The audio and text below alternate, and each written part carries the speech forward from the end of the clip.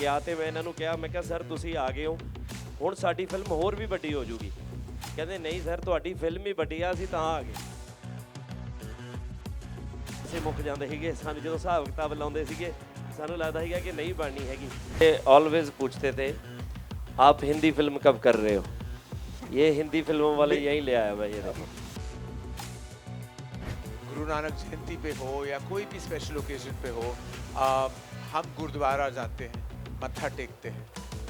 वो लंगर में मैं कई बार बैठ चुका हूँ, मम्मी के साथ जाया करता था। पिछली बारी ਜਦੋਂ ਅਸੀਂ ਬੰਬੇ ਗਏ ਉਦੋਂ ਗਿੱਪੀ ਬਾਈ ਜੀ ਨੇ ਰੋਹਿਤ ਸ਼ੈਟੀ ਭਾਜੀ ਦੇ ਨਾਲ ਬਿਠਾਤਾ, ਨਜ਼ਾਰਾ ਹੀ ਆ ਗਿਆ। ਅੱਜ ਦੇਖੋ ਮੈਂ ਕਰਨ ਭਾਜੀ ਦੇ ਨਾਲ ਬੈਠਾ ਵਾਂ, ਪਰ ਇਦੋਂ ਘੈਂਟ ਗੱਲ ਤਾਂ ਹੈ ਨਹੀਂ ਕੋਈ। ਸਤਿ ਸ਼੍ਰੀ ਅਕਾਲ ਜੀ ਸਾਰਿਆਂ ਨੂੰ। ਪਹਿਲਾਂ ਤਾਂ ਥੈਂਕ ਯੂ ਸੋ ਮਚ, ਤੁਸੀਂ ਸਾਰੇ ਜਾਣੇ ਅੱਜ ਪਹੁੰਚੇ ਹੋ ਕਿਉਂਕਿ ਇਸ ਫਿਲਮ ਦੀ ਜਦੋਂ ਤੋਂ ਸਾਡਾ ਪ੍ਰਮੋਸ਼ਨਲ ਟੂਰ ਸ਼ੁਰੂ ਹੋਇਆ ਵਾ, ਕਿਉਂਕਿ ਐਤਕੀ ਫਿਲਮ ਦੇ ਵਿੱਚ ਕੰਮ ਬਹੁਤ ਜ਼ਿਆਦਾ ਸੀ। ਅੱਗੇ ਅਸੀਂ ਬਹੁਤ ਜ਼ਿਆਦਾ ਪ੍ਰਮੋਟ ਕਰਦੇ ਹਾਂ ਇੱਥੇ, ਤੁਹਾਨੂੰ ਪਤਾ ਸ਼ੁਰੂ ਤੋਂ ਹੀ ਲੱਗ ਜਾਈਦੇ ਆ, ਮਹੀਨਾ ਖੰਡ ਉਰੇ ਲਾਈਦਾ ਵਾ, ਪਰ ਐਤਕੀ ਬਹੁਤ ਘੱਟ ਆ ਹੋਇਆ, ਮਤਲਬ ਘੱਟ ਕੀ ਮਤਲਬ ਅੱਜ ਹੀ ਆਏ ਹਾਂ ਅਸੀਂ ਤਾਂ, ਹੈ ਨਾ। ਪਰ ਤੁਸੀਂ ਆਪਣੀ ਡਿਊਟੀ ਬਹੁਤ ਵਧੀਆ ਨਿਭਾਈ ਆ, ਤੁਹਾਡਾ ਸਾਰਿਆਂ ਦਾ ਥੈਂਕ ਯੂ, ਖਾਸ ਕਰਕੇ ਸਾਰੇ ਮੀਡੀਆ ਦਾ, ਕਿਉਂਕਿ ਜਦੋਂ ਦਾ ਅਕਾਲ ਦਾ ਪ੍ਰਮੋਸ਼ਨਲ ਪ੍ਰਚਾਰ ਸ਼ੁਰੂ ਹੋਇਆ ਵਾ ਤੁਸੀਂ ਹਮੇਸ਼ਾ ਸਾਡੀ ਬਹੁਤ ਸਪੋਰਟ ਕੀਤੀ ਹੈ, ਪਰ ਇਸ ਫਿਲਮ ਲਈ ਬਹੁਤ ਹੀ ਜ਼ਿਆਦਾ ਸਪੋਰਟ ਕੀਤੀ ਹੈ। ਸੋ ਇੱਕ ਵਾਰੀ ਜ਼ੋਰਦਾਰ ਤਾੜੀਆਂ ਸਾਡੇ ਮੀਡੀਆ ਦੇ ਲਈ। ਕਰਨ ਜੀ, ਸਾਡੇ ਜਿਹੜਾ ਮੀਡੀਆ ਹੈ ਇਹ ਵੀ ਸਾਡੇ ਵਰਗਾ ਹੀ ਇਮੋਸ਼ਨਲ ਹੈ ਬਹੁਤ ਜ਼ਿਆਦਾ, ਮਤਲਬ ਇਹ ਵੀ ਜੇ ਕਿਸੇ ਚੀਜ਼ ਦੇ ਪਿੱਛੇ ਪੈਂਦੇ ਆ ਤਾਂ ਟੁੱਟ ਕੇ ਹੀ ਪੈ ਜਾਂਦੇ ਨੇ। ਸੋ ਇਹਨਾਂ ਨੇ ਬਹੁਤ ਸਪੋਰਟ ਕੀਤੀ ਹੈ, ਕਿਉਂਕਿ ਹਮਾਰੀ ਇੰਡਸਟਰੀ ਬਹੁਤ ਛੋਟੀ ਥੀ, ਤੋ ਇੱਥੇ ਤੱਕ ਲੈ ਕੇ ਆਉਣ ਦੇ ਵਿੱਚ ਇਹਨਾਂ ਦਾ ਬਹੁਤ ਵੱਡਾ ਯੋਗਦਾਨ ਹੈ। ਸੋ ਥੈਂਕ ਯੂ, ਤਹਿ ਦਿਲੋਂ ਤੁਹਾਡਾ ਬਹੁਤ ਬਹੁਤ ਥੈਂਕ ਯੂ। ਅਤੇ ਕਰਨ ਜੀ ਤੁਹਾਡਾ ਬਹੁਤ ਬਹੁਤ ਥੈਂਕ ਯੂ, ਕਿਉਂਕਿ ਤੁਸੀਂ ਇਸ ਫਿਲਮ ਨਾਲ ਜੁੜੇ। ਮੈਨੂੰ ਯਾਦ ਆ ਜਿਵੇਂ ਸੱਤੀ ਜੀ ਨੇ ਕਿਹਾ ਕਿ ਫਿਲਮਾਂ ਵੱਡੀਆਂ ਹੋਈਆਂ, ਅਤੇ ਜਦੋਂ ਮੈਂ ਇਹਨਾਂ ਕੋਲ ਗਿਆ ਅਤੇ ਮੈਂ ਇਹਨਾਂ ਨੂੰ ਕਿਹਾ, ਮੈਂ ਕਿਹਾ ਸਰ ਤੁਸੀਂ ਆ ਗਏ ਹੋ, ਹੁਣ ਸਾਡੀ ਫਿਲਮ ਹੋਰ ਵੀ ਵੱਡੀ ਹੋ ਜੂਗੀ। ਕਹਿੰਦੇ ਨਹੀਂ ਸਰ ਤੁਹਾਡੀ ਫਿਲਮ ਹੀ ਵੱਡੀ ਆ, ਅਸੀਂ ਤਾਂ ਆ ਗਏ। ਸੋ ਮੈਨੂੰ ਲੱਗਦਾ ਕਿ ਪ੍ਰੋਡਕਟ ਰਾਈਟ ਬਣਿਆ ਹੋਵੇ, ਚੀਜ਼ ਰਾਈਟ ਬਣੀ ਹੋਵੇ ਤਾਂ ਹਰ ਬੰਦਾ ਉਹਨੂੰ ਐਪਰੀਸ਼ੀਏਟ ਕਰਦਾ। ਸੋ ਜੈਨੂਅਨਲੀ ਸਾਡੀ ਪੂਰੀ ਟੀਮ ਨੇ ਬਹੁਤ ਐਫਰਟ ਕੀਤੀ ਆ ਇਸ ਫਿਲਮ ਦੇ ਲਈ, ਮਤਲਬ ਕਿਉਂਕਿ ਕਿੰਨੇ ਹੀ ਸਾਲਾਂ ਤੋਂ ਲੱਗੇ ਹੋਏ ਆ, ਪੈਸੇ ਮੁੱਕ ਜਾਂਦੇ ਸੀਗੇ ਸਾਨੂੰ ਜਦੋਂ ਹਿਸਾਬ ਕਿਤਾਬ ਲਾਉਂਦੇ ਸੀਗੇ, ਸਾਨੂੰ ਲੱਗਦਾ ਸੀਗਾ ਕਿ ਨਹੀਂ ਬਣਨੀ ਹੈਗੀ, ਬਟ ਸਾਰੇ ਆਰਟਿਸਟਾਂ ਨੇ, ਸਾਰੀ ਪ੍ਰੋਡਕਸ਼ਨ ਟੀਮ ਨੇ ਬਹੁਤ ਹੀ ਐਫਰਟ ਕੀਤੀ ਤਾਂ ਜਾ ਕੇ ਅੱਜ ਇਸ ਮੁਕਾਮ 'ਤੇ ਪਹੁੰਚੇ ਆ। ਸੋ ਜ਼ਿਆਦਾ ਗੱਲਾਂ ਨਾ ਕਰਦਾ ਹੋਇਆ, ਕਰਨ ਜੀ ਪਲੀਜ਼ ਤੁਸੀਂ ਜ਼ੋਰਦਾਰ ਤਾੜੀਆਂ ਇੱਕ ਵਾਰੀ ਕਰਨ ਜੀ ਲਈ, ਆਓ ਸਟੇਜ ਦੇ ਉੱਤੇ।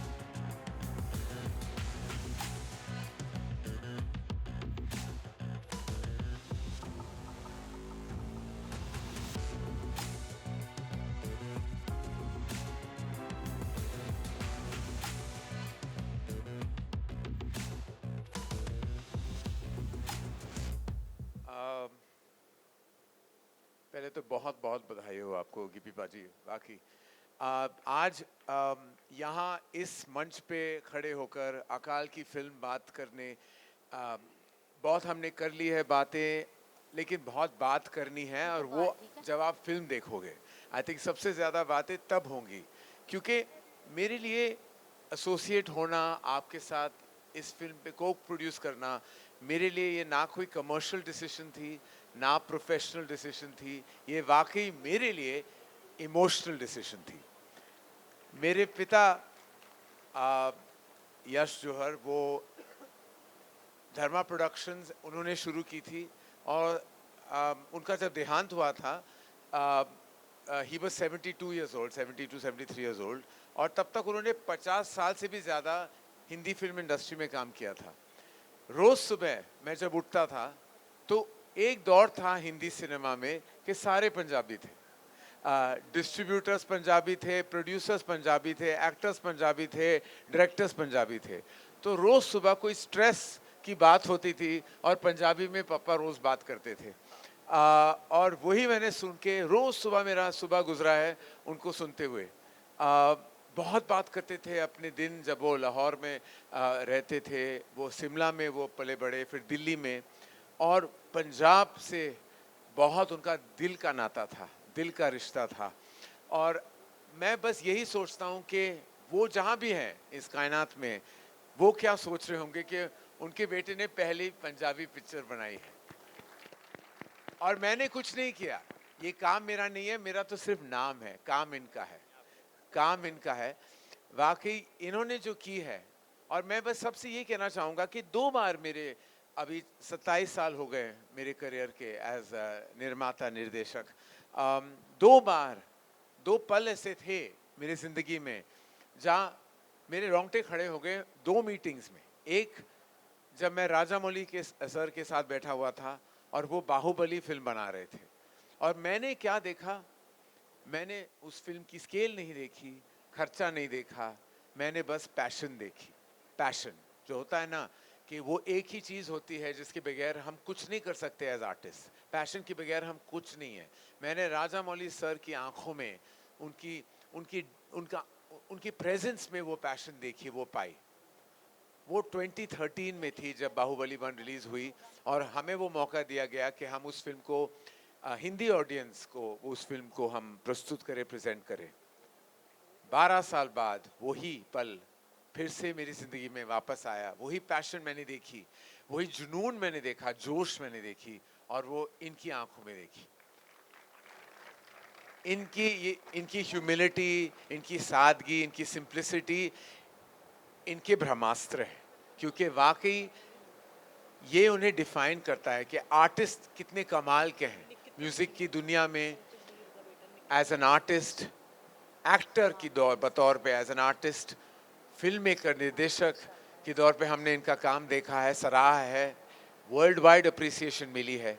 लेकिन अकाल जो है पंजाबी सिनेमा के लिए डिफाइनिंग मोमेंट हमेशा कहलाएगा।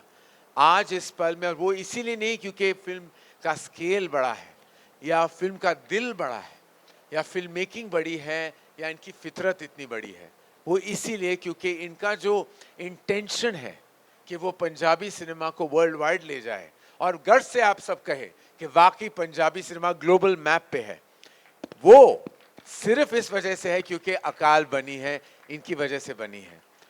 तो आज हमारे लिए, धर्मा प्रोडक्शंस के लिए बहुत गर्व की बात है कि हम साथ जुड़े हैं इस फिल्म के, और वाकई मैं इनका बहुत शुक्रगुजार हूँ कि आप हमारी ज़िंदगी में आए और हमें ये मौका दिया कि हम आपके साथ जुड़ जाए। और जब मैं देखता हूँ सारा कास्ट क्रू, सबसे मिल चुका हूँ मैं, ये एक परिवार की तरह इन्होंने ये फिल्म बनाई है, और ये जो पारिवारिक इमोशन है वो साफ नज़र आता है गानों में, इमोशंस में। आई एम क्वाइट श्योर कि जब आप ये फिल्म 10 अप्रैल को देखोगे तो आपके रोंगटे खड़े हो जाएंगे, आप सलाम करोगे, आप तहे दिल से, अपने दिल से आप अप्रिशिएट करोगे कि इसे कहते हैं सिनेमा, इसे कहते हैं जोश, इसे कहते हैं जुनून, और इसे कहते हैं वाकई जिसे हम कहते हैं पैशन, जिसके बगैर हम सब आर्टिस्ट अधूरे हैं। तो आपको बहुत बहुत शुक्रिया। थैंक यू भाजी। और बस यही चाहते कि रब आपको वो सब कुछ दे जो आपका दिल चाहता है। Thank you sir, thank you so much. So thank you भाजी। सो अगली गल मैं लगदा घुग्गी भाजी तो बिना होर कोई वधिया कर भाजी आओ करा स्टेज ते।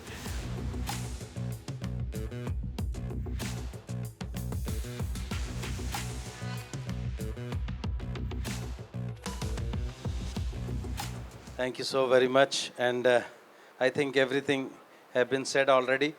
तो मेरे पास सर ज़्यादा कहने को कुछ नहीं है, क्योंकि जो आपने बोल दिया सिनेमा के रिलेटेड तो वही कहा जा सकता है। Thank you so very much Karan ji for being a great part of our Punjabi cinema.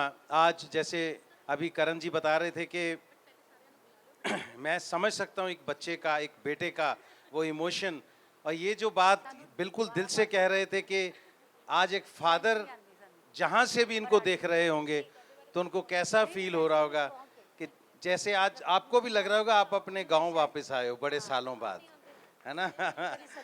तो मेरे वास्ते एक बहुत माण वाली गल है कि गिप्पी नू, मेरे छोटे वीर नू मैं अखां दे नाल राइज करदे देखिया।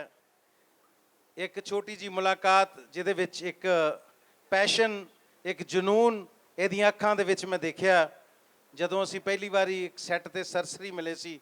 ਉਸ ਤੋਂ ਬਾਅਦ ਜੋ ਜ਼ੀਲ ਇਹਦੇ ਅੰਦਰ ਸੀ, ਮੈਂ ਓਨੈਸਟਲੀ ਕਹਿੰਦਾ ਪੂਰੀ ਇੰਡਸਟਰੀ ਇੱਥੇ ਬੈਠੀ ਹੈ, ਲੋਕਾਂ ਨੇ ਬਹੁਤ ਕੁਝ ਕਹਿੰਦੇ ਨੇ ਕਿ ਫਾਸਟ ਚੱਲ ਜਾਂਦਾ ਬਈ ਇਹ ਬਿਜ਼ਨਸ ਲਈ ਆਹ ਕਰਦਾ ਉਹ ਕਰਦਾ।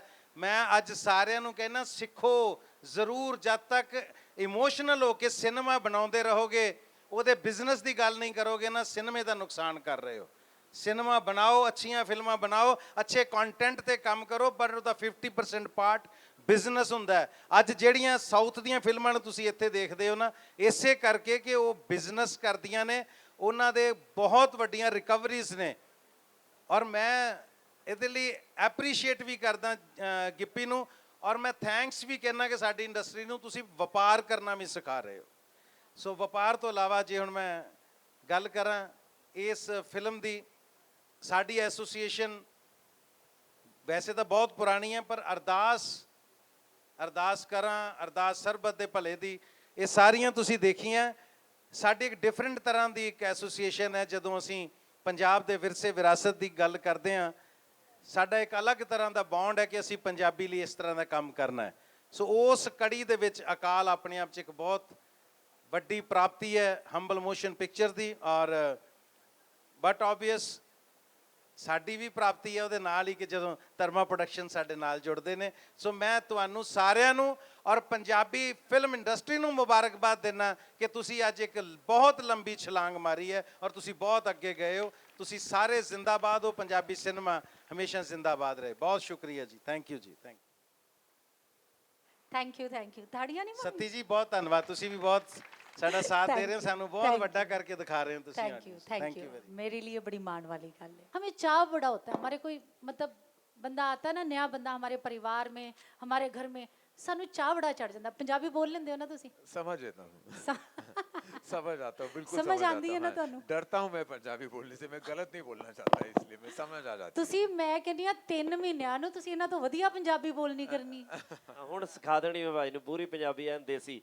ਐਕਚੁਅਲੀ ਜਦੋਂ ਪਹਿਲਾਂ ਵੀ ਇਹ ਦੱਸ ਰਹੇ ਸੀਗੇ ਕਿ ਮੈਂ ਸਵੇਰੇ ਸਵੇਰੇ ਉੱਠਦਾ ਸੀਗਾ ਤੇ ਫਾਦਰ ਸਾਹਿਬ ਬੋਲ ਰਹੇ ਹੁੰਦੇ ਸੀ, ਕਈ ਵਾਰੀ ਸਟ੍ਰੈਸਡ ਹੁੰਦੇ ਸੀ ਜਾਂ ਕੁਝ ਹੁੰਦੇ ਸੀ, ਉਹ ਸੁਣ ਕੀ ਰਹੇ ਹੁੰਦੇ ਸੀ, ਉਹ ਚੀਜ਼ ਨੂੰ ਇਹ ਫਿਲਟਰ ਕਰਕੇ ਤੁਹਾਨੂੰ ਹਿਸਾਬ ਲੱਗ ਗਿਆ ਹੋਣਾ ਵੀ ਇਹ ਉਹ ਕੀ ਕਹਿੰਦੇ ਹੋਣੇ ਟੈਲੀਫੋਨ ਦੇ ਉੱਤੇ, ਹੈ ਨਾ। ये पूछना चाह रही हूँ कि पंजाबी समझदे हो, फिर मैं पंजाबी च पूछांगी, तुसी नहीं, नहीं, जवाब बिल्कुल, जिदे च बिल्कुल, मर्जी। बिल्कुल। ਇੱਕ ਚੰਗੀ ਚੀਜ਼ ਤੁਸੀਂ ਇਹਨਾਂ ਨੂੰ ਮਿਲੇ ਹੋ। ਇਹ ਫਿਲਮ ਜਿਹੜੀ ਹੈ ਸਿੱਖ ਇਤਿਹਾਸ ਦੀ ਫਿਲਮ ਹੈ ਔਰ ਤੁਹਾਡੀਆਂ you always been initiated all collaboration whether it was with Baahubali ਔਰ with Akaal. what is the one thing that appeals you, ਜਿਹੜੀ ਇੱਕ ਚੀਜ਼ नहीं कहते कि मेरे दिल में ये लगे कि ये फिल्म मैं ही करूँगा?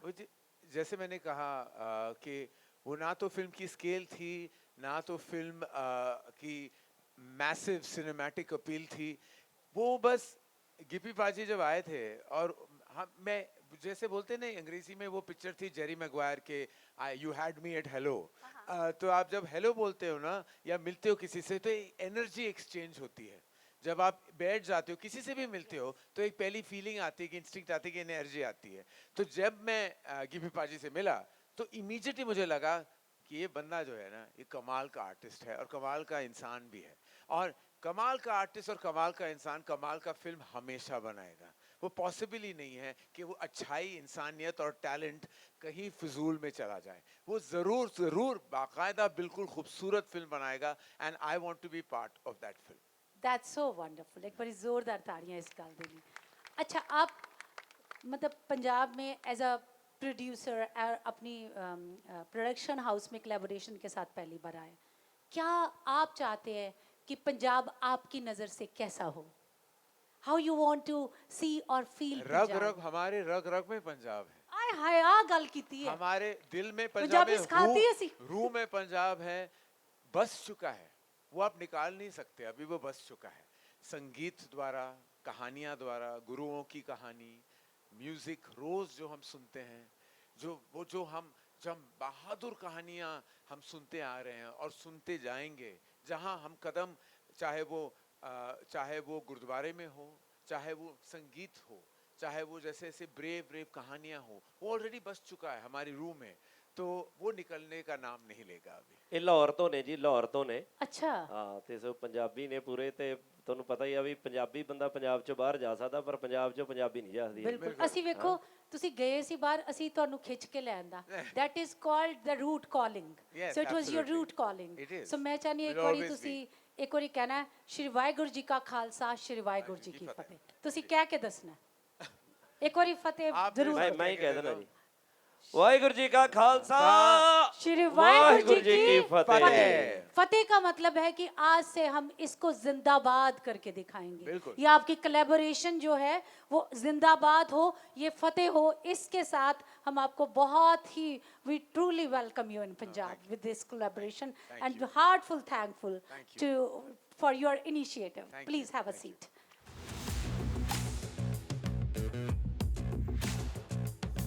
ਪੰਜਾਬੀ 'ਚ ਹੀ ਸਵਾਲ ਪੁੱਛੂੰਗਾ, ਜੇ ਤੁਹਾਨੂੰ ਸਮਝ ਨਾ ਆਇਆ ਤਾਂ ਗਿੱਪੀ ਜੀ ਤੁਸੀਂ ਕਾਈਂਡਲੀ ਇਹਨਾਂ ਨੂੰ ਕਹਿ ਦੇਣਾ, ਦੱਸ ਦੇਣਾ।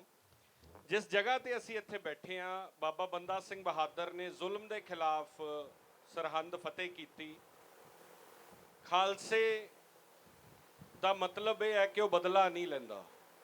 ਇਹ ਬਦਲਾ ਨਹੀਂ ਸੀ, ਜ਼ੁਲਮ ਦੇ ਖਿਲਾਫ ਲੜਾਈ ਸੀ। ਗੁਰੂ ਨਾਨਕ ਨੇ ਸਿੱਖ ਧਰਮ ਸ਼ੁਰੂ ਕੀਤਾ, ਗੁਰੂ ਗੋਬਿੰਦ ਸਿੰਘ ਨੇ ਖਾਲਸਾ ਸਾਜਿਆ। ਆਈ ਵਾਂਟ ਟੂ ਨੋ ਕਿ ਤੁਹਾਡੀ ਨਜ਼ਰ 'ਚ ਖਾਲਸਾ ਨੂੰ ਤੁਸੀਂ ਕਿੰਨਾ ਸਮਝ ਪਾਏ ਹੋ। ਤੁਸੀਂ ਸਿੱਖ ਕੈਰੈਕਟਰਸ ਜਿਸ ਤਰ੍ਹਾਂ ਪੰਜਾਬੀ ਫਿਲਮਾਂ 'ਚ ਪਹਿਲਾਂ ਮਾਫ ਕਰਨਾ ਬਾਲੀਵੁੱਡ 'ਚ ਦਿਖਾਏ ਜਾਂਦੇ ਸੀ, ਉਸ ਦੌਰ ਤੋਂ ਅੱਜ ਇਹ ਸਿੱਖ ਜਦੋਂ ਹਿੰਦੀ ਸਿਨੇਮੇ 'ਚ ਜਾ ਕੇ ਬੰਬੇ, ਕੈਲਕਟਾ ਜਾਂ ਬੈਂਗਲੌਰ 'ਚ ਜਦੋਂ ਇਸ ਸਿੱਖ ਨੂੰ ਲੋਕ ਦੇਖਣਗੇ, ਤੁਹਾਡੇ ਇਹਦੇ ਬਾਰੇ ਕੀ ਜਜ਼ਬਾਤ ਨੇ, ਔਰ ਤੁਸੀਂ ਸਿੱਖ ਜਾਂ ਖਾਲਸੇ ਨੂੰ ਤੁਸੀਂ ਕਿਵੇਂ ਡਿਫਾਈਨ ਕਰਦੇ ਹੋ? जी पहले तो मैं कहना चाहूँगा कि मेरे रूट्स बहुत कनेक्टेड है विथ सिखिज़्म। मम्मी सिंध से हैं और पापा पंजाब से पंजाबी हैं। तो बचपन से चाहे वो गुरु नानक जयंती पे हो या कोई भी स्पेशल ओकेजन पे हो, हम गुरुद्वारा जाते हैं, मत्था टेकते हैं। वो लंगर में मैं कई बार बैठ चुका हूँ, मम्मी के साथ जाया करता था। मेरी नानी नाना माता जी जो मेरी दादी थी, जब मैं दिल्ली जाया करता था उनके साथ, माता जी ने बहुत कहानियाँ सुनाई हैं सिख वैलर के बारे में, कहानियों के बारे में बचपन से मैं सुनता आ रहा हूँ। अनफॉर्चुनेटली जो सारे मेरे ग्रैंड पेरेंट्स थे वो बहुत जल्दी चल बसे, तो ज़्यादा वक्त नहीं बिता पाया। मम्मी पापा ने बहुत मुझे बताया, बहुत इनफैक्ट मैं कहना चाहूँगा कि आखिरी दिन तक, आखिरी सांस तक, पापा की आखिरी विज़िट जो थी 2 दिन उनके चल बसने के पहले भी वो गुरुद्वारा गए थे और मैं उनके साथ गया था। बहुत मानना था, बहुत जज्बात था उनके दिल में, बहुत इमोशन से जुड़े थे। तो जैसे कि मैंने कहा है कि सिख ट्रेडिशन और माता पिता की ब्लेसिंग्स जो बहुत जुड़े हुए हैं इस ट्रेडिशन से, वो वाकई मेरे दिल में है, मेरी एनर्जी में है। और आज जब मैं यहाँ आया हूँ और मैं जानता हूँ इस जगह की अहमियत जानता हूँ, इस फिल्म की का दिल मैं समझता हूँ, तो मेरे लिए जैसे कि पारिवारिक फुल सर्कल है। मुझे ऐसे लगा कि इस फिल्म पे मेरे भी पेरेंट्स की ब्लेसिंग्स हैं, और आई थिंक वो सबसे ज़्यादा ज़रूरी है मेरे लिए कि जो मेरे पिता की ब्लेसिंग्स, मेरी दादा दादी की ब्लेसिंग्स और हमारे खुद के परिवार जो जौहर परिवार है, मुझे कहीं लगता है कि आज जो है ना वो सारे धागे जो हैं, वो जो धागे वो जुड़ चुके हैं। तो मेरे लिए बहुत ये इमोशनल मोमेंट है। Sir, this is my last question. बाकी भी हैं. All I wanted to know was that we've seen Johnny Lever saab playing a Sikh character in Raja Hindustani. Many of them playing that kind of Sikh, which we never liked here in Punjab. We always thought that this is not what a Sikh character should be portrayed in the Hindi cinema. After this, the way Gippy Garewal has played, actually what the Sikh character should have been played over the years. So I just wanted to know, do you believe that that perception is going to change in Bollywood, and the way Sikhs have been portrayed in the Bollywood, it will change after this movie? Well, I can say कि सबकी intent यही है कि वो entertain करे without being offensive. I am sure जब भी जो भी एक्टर्स थे सदियों से एक्टिंग कर रहे हैं कि वो उनकी कोशिश कभी नहीं थी टू ऑफेंड एनीवन और to portray a character in any kind of a way that is inauthentic. Of course, Gippy पाजी का पोर्ट्रेयल कौन एम्यूलेट कर सकता है, कौन उनकी जगह ले सकता है। जिस तरह उन्होंने ये वैलर को, ये इस उनके स्टैचर से, उनके वैलर की प्रोजेक्शन से, और जिस तरह वो उन्होंने इस किरदार को निभाया है, वो कौन और कर सकता है, यही कर सकते हैं। तो आई थिंक सब ने कोशिश जरूर की होगी सदियों से हिंदी सिनेमा में, और शायद कुछ लोगों को अच्छी नहीं लगी, कुछ लोगों ने शायद ऑथेंटिसिटी नहीं पाई, लेकिन सबका इंटेंट यही था कि वो कुछ अलग करे या एक किरदार को निभाए। तो I think definitely the way the world will perceive cinema और पंजाबी सिनेमा वो जरूर बदल जाएगा। मैं ऑथेंटिसिटी की बात नहीं कर रहा, मैं यहाँ सिनेमा की बात करना चाहूँगा कि आई थिंक अकाल की वजह से जिस तरह the world will look at Punjabi cinema वो जरूर बदलेगा। तो मैं ये जानना चाहता हूँ कि एग्जैक्टली हमारा जो पंजाबी सिनेमा का स्केल है, हमारे लोग बॉलीवुड आ रहे हैं, हमारे लोग बॉलीवुड की फिल्मों में काम कर रहे हैं, बट हमारी फिल्मों का स्केल सर ये ना कितना पहुंच रहा ये है? मुझे ऑलवेज पूछते थे आप हिंदी फिल्म कब कर रहे हो। ये हिंदी फिल्मों वाले यही ले आया मैं, ये देखो मैं बिल्कुल ये बैठे हैं। बिल्कुल ये बहुत सो अच्छा है। मैं एग्जैक्टली ये जानना चाहूँगा कि उन्होंने बड़ी अच्छी बात बोली कि हम उनको बोलते थे कि कब इतना स्केल जाएगा। सो हमारा स्केल कैसे पहुंच रहा है, आपको हमारे सिनेमा के बारे में कितना कुछ पता चल रहा है, and how this came to you. ये कहानी अभी तक नहीं बताई आपने, आपने ये बता दिया कि हाँ आपके वो जुड़े, लेकिन फिल्म कैसे आई और ये स्केल आप तक कैसे पहुंचा? देखिए जो क्या है, जैसे गुगी बाजी ने भी कहा है कि व्यापार करना बहुत जरूरी है। आई थिंक जब तक बिजनेस ना हो तो आर्ट आगे नहीं जा सकती, क्योंकि जब कॉमर्स है ना वो आर्ट से जुड़ी है। तो इतना मैं ज़रूर कह सकता हूँ कि जो बिजनेस है पंजाबी सिनेमा का, मैं बहुत नोटिस कर रहा था, सालों से ये बढ़ता जा रहा है। और यहाँ पंजाब में ही नहीं, दिल्ली एनसीआर पंजाब के टेरिटरीज में नहीं, ओवरसीज का जो बिजनेस है, चाहे अब ऑस्ट्रेलिया न्यूजीलैंड का बिजनेस देख लो, इंग्लैंड यूके का बिजनेस देख लो, कनाडा का बिजनेस, नॉर्थ अमेरिका का बिजनेस, जब आप नंबर्स देखते हो, वर्ल्ड वाइज बिजनेस देखते हो, और जो पहला 100 करोड़ मारा था इन्हीं ने मारा था, कैरी ऑन जट्टा से मारा था। तो आई थिंक कि ये वर्ल्ड वाइड बिजनेस जब आप देखते हो, और आप देखते हो कि इम्पैक्ट पंजाबी सिनेमा का वर्ल्ड वाइड इतना बड़ा है, तो जैसे कहते हैं ना कि मैं भी तो प्रोड्यूसर हूँ, मैं भी कॉमर्स से जुड़ा हूँ, तो मैंने ये सोचा कि ये तो बहुत ज़रूरी है कि पंजाबी सिनेमा का हिस्सा मैं भी बनूं, धर्मा प्रोडक्शंस भी बने, क्योंकि ये आर्टिस्टिक डिसीजन है और कमर्शियल डिसीजन भी है, ये वो दोनों बहुत ज़रूरी होते हैं। लेकिन मैं तब नहीं समझ पाया कि ऐसी फिल्म आएगी मेरी ज़िंदगी में, जो अकाल फिल्म आएगी, जो वाकई वो भौकाल मचाएगी सिनेमा हॉल्स में। ये नहीं सोचा था मैंने, ये नहीं जानता था, हमेशा यही सोच था, ये ख्याल था जहन में कि ज़रूर मैं पंजाबी सिनेमा का हिस्सा बनूंगा। और ऐसे बहुत मौके आए थे, लेकिन वो दिल में वो जो आवाज़ नहीं आई कि ये वो फिल्म है जो धर्मा प्रोडक्शंस की पहली पंजाबी फिल्म होनी चाहिए। जैसे ही गिबी पाजी से हमारी मुलाकात हुई और जब हमने अकाल के बारे में जाना और ये देखा कि इसे कहते हैं फीचर फिल्म, मोशन पिक्चर, और ये कहीं से भी आए, वो तमिल सिनेमा से आए, तेलुगु सिनेमा से आए, हिंदी से आए, सिनेमा सिनेमा होती है, लैंग्वेज कुछ नहीं होता, यूनिवर्सल होती है। एक जब आप एक लैंडस्केप देखते हो फिल्म के, तो आप भाषा नहीं सुनते, आप बस उस फिल्म का जिगर देखते हो, उस फिल्म में जिगरा है। करण जी ਗਿੱਪੀ ਵੀਰੇ ਐਡ ਔਨ ਟੂ ਦਿਸ, ਮੈਨੂੰ ਸੱਚੀ ਦੱਸਿਓ ਕਰਨ ਜੌਹਰ के साथ पहली मुलाकात जब आपने अकाल रखी टेबल पे, आई एम श्योर वो कहानी बेहद इंटरेस्टिंग होगी। मैं टेबल पे आ गया था जी, अकाल टेबल पे नहीं आई थी, टेबल पे मैं आ गया था, कुर्सी टेबल सारा फर्नीचर लेके आ गया था मैं। ਐਕਚੁਅਲੀ ਸੱਚੀ ਇਸ ਹੋਇਆ, ਮੈਨੂੰ ਨਹੀਂ ਲੱਗਦਾ ਕਿ ਮਤਲਬ ਸਾਡੀ ਲਾਈਫ 'ਚ ਵੀ ਇਹਨਾਂ ਦੀ ਤਾਂ ਪੋਸੀਬਲ ਹੀ ਨਹੀਂ ਕਿ ਇੰਨੀ ਜਲਦੀ ਕੋਈ ਡਿਸੀਜਨ ਬਣਿਆ ਹੋਵੇ। ਇੰਨੀ ਜਲਦੀ ਟ੍ਰੇਲਰ ਪੈਣਾ ਸੀਗਾ ਫਿਲਮ ਦਾ, ਤੇ ਮਤਲਬ ਐਂ ਹੀ ਕਟਕ ਬਾਜੀ ਕਹਿੰਦੇ ਕੀ, ਕਹਿੰਦੇ ਆਪਾਂ ਇਹ ਕਰਨੀ ਆ, ਦੱਸੋ ਕਿਵੇਂ ਕਰਨੀ ਆ। ਮੈਂ ਕਿਹਾ ਜੀ ਤੁਸੀਂ ਤਾਂ ਕਹਿੰਦੇ ਜਿਵੇਂ ਕਹੋਗੇ ਉਵੇਂ ਹੀ ਕਰਨੀ ਆ, ਬਸ ਡਨ ਹੈ, ਹੋ ਗਿਆ।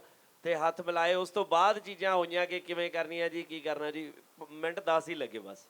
ਗਿੱਪੀ ਜੀ ਤੁਹਾਡੇ ਤੋਂ ਇੱਕ ਸਵਾਲ ਆ ਮੇਰਾ, ਜਦੋਂ ਆਪਾਂ ਕੋਈ ਵੀ ਗੁਰੂ ਘਰ ਜਾਂਦੇ ਆ ਜਾਂ ਗੁਰਬਾਣੀ ਦਾ ਪ੍ਰਵਾਹ ਹੁੰਦਾ ਜਾਂ ਅਰਦਾਸ ਦੀ ਵੀ ਗੱਲ ਕਰ ਲਈਏ ਆਪਾਂ, ਤਾਂ ਉੱਥੇ ਖੁਦ ਮਹਾਰਾਜ ਹਾਜ਼ਰ ਨਾਜ਼ਰ ਹੁੰਦੇ ਨੇ। ਇੱਕ ਐਡਾ ਵੱਡਾ ਨਾਮ ਅਕਾਲ ਹੈ ਨਾ, ਉਹਦੇ ਤੇ ਤੁਸੀਂ ਪਿਕਚਰ ਬਣਾ ਰਹੇ ਹੋ, ਇੱਕ ਬਾਣਾ, ਸਾਰਾ ਹੀ ਜਿਹੜਾ ਮਾਹੌਲ ਹੈਗਾ ਸਿਰਜਿਆ ਹੋਇਆ ਵਾ, ਸਿੰਘ ਬੈਠੇ ਨੇ ਹੈ ਨਾ, ਤਾਂ ਕਿਰਪਾਨਾਂ ਖੋਲੀਆਂ ਹੋਈਆਂ ਨੇ, ਤਾਂ ਉਹ ਚੀਜ਼ਾਂ ਦੇਖ ਕੇ ਤੁਹਾਨੂੰ ਕਦੇ ਜਦੋਂ ਤੁਹਾਡਾ ਸ਼ੂਟ ਚੱਲ ਰਿਹਾ ਸੀ ਫਿਲਮ ਦਾ, ਤਾਂ ਤੁਹਾਨੂੰ ਕਿਤੇ ਉਹ ਹਾਜ਼ਰ ਨਾਜ਼ਰਤਾ ਦਿਖੀ ਕਿਤੇ ਸੁਪਨੇ ਦੇ ਵਿੱਚ ਜਾਂ ਵੈਸੇ ਕਿਤੇ ਸੈੱਟ ਤੇ? ਕਿਉਂਕਿ ਸਵਾਲ ਬਹੁਤ ਜ਼ਰੂਰੀ ਹੈ, ਕਿਉਂਕਿ ਇੱਕ ਜਦੋਂ ਆਪਾਂ 1 ਘੰਟਾ ਵੀ ਜਾਂ 15 ਮਿੰਟ ਵੀ ਕੋਈ ਬੰਦਾ ਮਹਾਰਾਜ ਨੂੰ ਹਾਜ਼ਰ ਨਾਜ਼ਰ ਸਮਝ ਕੇ ਬੈਠਦਾ ਜੀ, ਜੀ। ਤਾਂ ਉੱਥੇ ਜ਼ਰੂਰ ਦਰਸ਼ਨ ਹੁੰਦੇ ਨੇ ਜੀ। ਕਿ ਉਹ ਆਪਣੀ ਪ੍ਰੈਜ਼ੈਂਸ ਦਿੰਦੇ ਨੇ। ਤਾਂ ਤੁਸੀਂ ਤਾਂ ਕਿੰਨਾ ਇੱਕ ਲੰਮਾ ਦੌਰ ਇਸ ਫਿਲਮ ਦੇ ਲਈ ਕੱਢਿਆ, ਤਾਂ ਕਿਵੇਂ ਦੇਖਦੇ ਹੋ? ਭਾਜੀ ਮੈਨੂੰ ਤਾਂ ਇਦਾਂ ਲੱਗਦਾ ਕਿ ਤੁਸੀਂ ਕੋਈ ਵੀ ਕੰਮ ਕਰਦੇ ਹੋ ਨਾ, ਜੇ ਉਹਦੇ 'ਚ ਇਮਾਨਦਾਰੀ ਹੈ ਤਾਂ ਵਾਹਿਗੁਰੂ ਤੁਹਾਨੂੰ ਹਮੇਸ਼ਾ ਨਾਲ ਹੀ ਲੱਗਦੇ ਨੇ, ਕਿਸੇ ਵੀ ਕੰਮ ਲਈ, ਕਿਸੇ ਵੀ ਫਿਲਮ ਦੇ ਲਈ। ਇਹ ਨਹੀਂਗਾ ਕਿ ਆਪਾਂ ਅਕਾਲ ਬਣਾ ਰਹੇ ਹਾਂ ਜਾਂ ਤਾਂ ਅੱਜ ਮੈਂ ਅਕਾਲ ਦੇ ਲਈ ਇਹ ਗੱਲ ਕਹਾਂ। ਮੈਂ ਜਦੋਂ ਅਰਦਾਸ ਬਣਾਈ ਆ ਜਾਂ ਕੋਈ ਵੀ ਫਿਲਮਾਂ ਬਣਾਈਆਂ ਨੇ, ਹਮੇਸ਼ਾ ਓਨੈਸਟੀ ਨਾਲ ਕੰਮ ਕੀਤਾ ਤੇ ਮੱਥਾ ਟੇਕ ਕੇ ਵਾਹਿਗੁਰੂ ਅੱਗੇ ਸ਼ੁਰੂ ਕਰਦੇ ਆ, ਬਾਬਾ ਜੀ ਮਿਹਰ ਕਰਿਓ। ਸੋ ਹਮੇਸ਼ਾ ਹੀ, ਔਰ ਮੈਨੂੰ ਇੱਕ ਜਿਵੇਂ ਭਾਜੀ ਨੇ ਗੱਲ ਕਹੀ ਸੀ ਕਿ ਇਹਨਾਂ ਦਾ ਮਾਹੌਲ ਬੜਾ ਪਰਿਵਾਰ ਵਾਲਾ ਲੱਗਦਾ, ਸੋ ਮੈਨੂੰ ਇਦਾਂ ਲੱਗਦਾ ਹੁੰਦਾ ਕਿ ਜਿਹੜੀ ਪੋਜ਼ਿਟਿਵਿਟੀ ਆ ਉਹ ਸੈੱਟ ਤੇ ਹੋਣੀ ਚਾਹੀਦੀ ਆ। ਤੁਸੀਂ ਸੱਚੀਓ ਪਰਿਵਾਰ ਵਾਂਗੂ, ਸਿਰਫ ਇਕੱਲੇ ਆਰਟਿਸਟ ਨਹੀਂ, ਜਿੰਨੀ ਵੀ ਤੁਹਾਡੀ ਟੀਮ ਕੰਮ ਕਰਦੀ ਆ, ਸੋ ਸਾਰੇ ਮੈਂਬਰ ਜਿਨ੍ਹਾਂ ਨੇ, ਕਈ ਬਹੁਤ ਬੱਚੇ ਨੇ ਜਿਨ੍ਹਾਂ ਨੇ ਪਹਿਲੀ ਵਾਰੀ ਕੰਮ ਕੀਤਾ, ਪੁੰਨਿਆ ਨੇ ਪਹਿਲੀ ਵਾਰੀ ਕੰਮ ਕੀਤਾ, ਫਸਟ ਫਿਲਮ ਹੈ ਇਹਦੀ, ਹੈ ਨਾ, ਇਹਦੇ ਲਈ ਕਲੈਪਿੰਗ ਕਰ ਪਲੀਜ਼ ਇੱਕ ਵਾਰੀ। ਬਹੁਤ ਅੱਛਾ ਕੰਮ ਕੀਤਾ ਇਹਨੇ। ਬਾਈ ਸੋਹੀ ਹੋਣੀ, ਸਿਮਰਨ ਹੋਣੀ, ਸਾਰੇ ਇਹ ਸਾਰੇ ਬੰਦਿਆਂ ਨੇ, ਗੁੱਡੀਆਂ ਬੈਠੀਆਂ ਨੇ ਸਾਡੀਆਂ, ਹੈ ਨਾ, ਇਹਨਾਂ ਨੇ ਕੰਮ ਕੀਤਾ। ਸੋ ਹਰ ਬੰਦੇ ਨਾਲ ਇੱਕ ਅਟੈਚਮੈਂਟ, ਇੱਕ ਤੁਹਾਡਾ ਫੈਮਿਲੀ ਮਾਹੌਲ ਹੋਣਾ ਚਾਹੀਦਾ। ਜਦੋਂ ਉਹ ਹੁੰਦਾ, ਔਰ ਇਸ ਫਿਲਮ ਦੇ ਉੱਤੇ ਤਾਂ ਵੈਸੇ ਹੀ ਤੁਹਾਡਾ ਜਿਵੇਂ ਕੁਐਸਚਨ ਸੀਗਾ ਵੀ ਉਸ ਤਰੀਕੇ ਦਾ ਮਾਹੌਲ ਸੀ, ਕਿਉਂਕਿ ਨਿੰਗ ਸਿੰਘ ਬਹੁਤ ਉੱਥੇ ਹੁੰਦੇ ਸੀਗੇ ਸੈੱਟ ਦੇ ਉੱਤੇ, ਸਾਰੇ ਵੀਰ ਬਾਣੇ ਦੇ ਵਿੱਚ। ਸੋ ਉਹੀ ਮਾਹੌਲ ਸਵੇਰੇ ਹੀ ਲੱਗ ਜਾਂਦੇ ਸੀਗੇ, ਆਪਣੇ ਫਿਲਮ ਦੇ ਜਿਹੜੇ ਅਕਾਲ ਟਰੈਕ ਸਵੇਰੇ ਹੀ ਲੱਗ ਜਾਂਦਾ ਸੀਗਾ, ਅਕਾਲ ਹੈ।